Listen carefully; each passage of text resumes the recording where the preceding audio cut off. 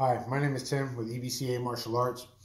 So I'm going to be talking about what EBCA Martial Arts is, experience-based conceptual application. And this can comply to any type of martial arts system that's out there. It's a training, understanding of how to be able to take any type of system that's out there and apply it in real life, or apply it to where it actually can be able to be used versus as something that might be just flowery or just look whatever. And it's taking a hard look understanding of what something like that is. So giving this being said, that with that understanding in mind, is that a lot of us in EBCA is we spar constantly, and then what we do is we'll take something in Kung Fu or Taekwondo or Muay Thai or Jiu-Jitsu or whatever it is, and then you have to learn it underneath the heat of a situation of a fight or sparring or jelly roll. It has to be developed through that type of motion versus not as much as saying running, a whole bunch of combination on mitts or heavy bag, which you can do yourself by yourself. There's nothing wrong with it, trying to hone in a technical skill on that thing, but it's the driving factor or driving force is to be able to touch hands with somebody else and put the gear on and kind of duke it out and see what comes of it, and understanding the type of different levels of sparring. Everybody's not at the same level, and understanding on how much power and energy you give at these certain levels to be able to train properly and to be able to develop skills in a safe way, because we all want to not have broken noses and stuff by the end of the day, but have a fun time trying to see if something works for us or not. So that's EBCA in a nutshell. So we'll look at different systems and see how it applies through a concept understanding. So I use Wing Chun as a good bridge on certain things to try to take that system and apply it in different ways. And I'll get a lot of heat for this, but that's fine. The point being is I was always taught that Wing Chun is a concept martial arts system, which is fantastic if that was true. But most Wing Chun guys out there don't teach it in that sense. They try to teach shapes and mechanics, technical understanding, and they try to get really heavy on what something needs to be, and they can't apply shit. So that's one downside of about, in a lot of Kung Fu systems, is just doing nothing but forms. There's nothing wrong with that if you're at a form school. Just understand that's what that is. So we're going to take Wing Chun and the understanding that I grew up with, or not grew up with, but that I was brought to understand through the Wing Chun system, through that aspect, was that, you have yin punch. It's a center line punch. So what that means is that when my hands are up, I'm not going to hold this posture. I'm going to have my hands up in front of me. I can even have them here, or I can have them here. I can have elongate posture, giving you way to the side, or I can have more square hips. Either which one, Wing Chun shows both of those type of fighting stances in the system. Not traditionally this leaning back stuff like that.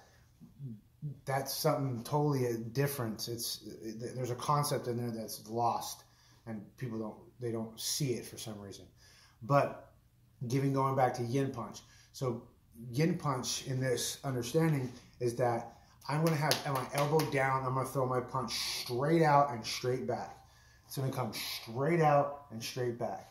In the Wing Chun system, they teach this big thing on the shoulder, rolling up and having protection in this. It's in the forms of when it comes into like BOG and Chun Q and stuff like that. It's very heavy on protection, and through learning how to do Bong Sao, it has the same type of understanding and high reference. It's protecting everything on the top if you're keeping an upright posture. So that's yin punch. Yin punch is a straight line punch. It's not necessarily it can be left or right. It can be jab cross, boom, boom, coming through down the middle, versus you don't want to flare out this way. Yin punch is elbows down, hands up in front of your face, and you're punching right down the middle. Now, when you'll see them do the Pak Sao drills, this stuff, and the other guys kind of slapping their hands, what this is supposed to have the concept of understanding is, if I punch straight forward, I have to drop the hand and come right back over the top, drop the hand, come right back over the top, and I'm doing this. In this sense of this drill is supposed to make you understand the staying loose, elbows down, punching through, and even having slight uppercuts in this sense, it's a lot of big building in that type of concept, and you have to go and spar with it and find it instead of just trying to do this crap all day long at the person. That's a technique. Wing Chun is meant to be a concept. What do you understand in your experience of different systems that you've been with, understanding with the Wing Chun system? What do you get out of that? So that's why there's so big different variations between different sifus and teachers in Wing Chun. It just matters on how big of a background they have and how much knowledge they can bring into the system and how much other knowledge they can pull out of it. So having that being said, we're going to go, this video is going to get kind of long, but we're going into what I want to really kind of talk about is that chain punch. So you'll see guys, they'll do this stuff. Chain punching, doing this, okay, and then they'll do it with a step. So that means they'll do this and step in, or they'll do it at the same time. For anybody out there who understands the concept of combination and moving should be able to look at that and say, I see what that's trying to accomplish, okay? So chain punches, they have in sequence of 3s, 5s, and 6, okay? And it can go up a little bit more than that. Shaolin had a thing about 3s. So 5 was a very off kind of number, but it came into a certain type of number line.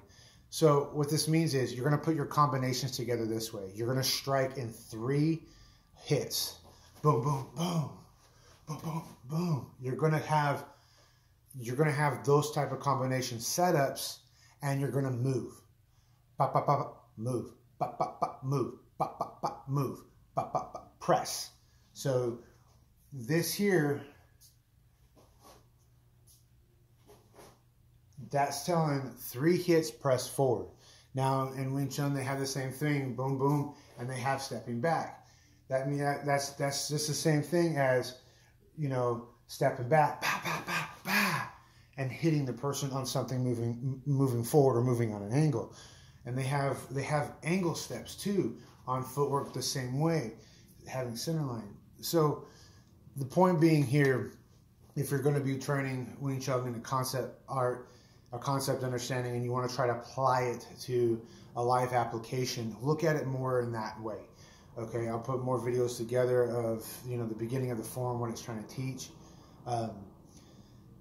And also with your lineage of I know, you know, a lot of people believe that it came from some monk woman teaching somebody else. But if you look at the history of it, there's such a big timeline gaps between the names of the two and what that is supposed to be, and how everything was broken up, and one was praising spring and one was eternal spring on the names of all this kind of stuff. There's no consistency there. But when you take what the like Shaolin Temple and how stuff was brought together, Wing Chun was brought in through a whole bunch of different teachers of different systems and came with a certain understanding to fight against, you know, I believe it was the Ming Dynasty or whatever at the time, for people who were out there. So it's a lot like guerrilla warfare in a sense of like, how can we train up these villagers to protect themselves? So if that was the case in understanding, you would have to have, and they outlawed martial arts and they outlawed Shaolin stuff at the time. And you got to remember, Shaolin at the time used to go out and get a bunch of knowledge and bring it back to the temple. So I know this is a lot getting dumped into your plate, but you got to understand where some of these systems have come from. So giving that being said, that if I was, say, a Kung Fu master and I was going to these villages, I would have to have a textbook to tell me concept understanding of the system to be able to teach these guys against whatever they're being oppressed or attacked from. That's why Wing Chun will have 3 forms, and they have a do, and they have a staff, and then they'll have something with a wooden dummy. So there's not a lot there. And a lot of the training tools that's there's a lot of concept understanding based in there, but it doesn't look like fighting. If you had another general or whatever that was, you know, in charge of a bunch of people that was going to impress or put down this village, and you're training traditional looking fighting systems, they're going to come in and they're going to stop it or do even worse. You would have to make stuff understand what people have to try to get across without being too, hey, this is teaching a fighting system. So when you look at Wing Chun, look at it in this sense of what concepts do I get from this, from, say, if you have a big martial arts background, what do you see in that? And 95% of the time, it's teaching some variation of that in all different aspects. So I know this is long. I want to start trying to get more videos out. If you're doing this in sparring, play light with your partner. In the beginning of it, your first task, your goal would be to make sure you have the mouthpiece in, leather up real quick, and you're going to be looking into whatever you're trying to do is hitting in sequence of threes and moving. That could be sidestepping, that could be heavy angles in, that could be a press, that could be sidestep retreats, but you're looking to make sure that you could be fluid enough with everything you're doing and hitting in three combinations, elbow down, and trying to come straight down the middle, and you can move around, bah, bah, bah, and spin. You can step in, boom, boom, and retreat back. You can come through. Just, you want to play in those threes, get comfortable, play in a 5-hit combination, get real nice and play. Then you want to do higher up. And remember, combinations are not just strikes. That could be boom, boom, boom, boom, cover, shield, strike through. You can have not just punching constantly that way. Your defense can still be a press, can still be a hold on to be able to get a new angle on the position. So sorry for being about 12 minutes long, but hopefully this helps out some of you guys in Wing Chun, or this might just help guys in general. Spar, 3-hit combinations, move, 3-hit combinations, move, and keep that type of play up. So my name is Tim with EBCA. I hope you enjoyed it. Hope to come back with some more information towards this and teaching on something else. All right, bye.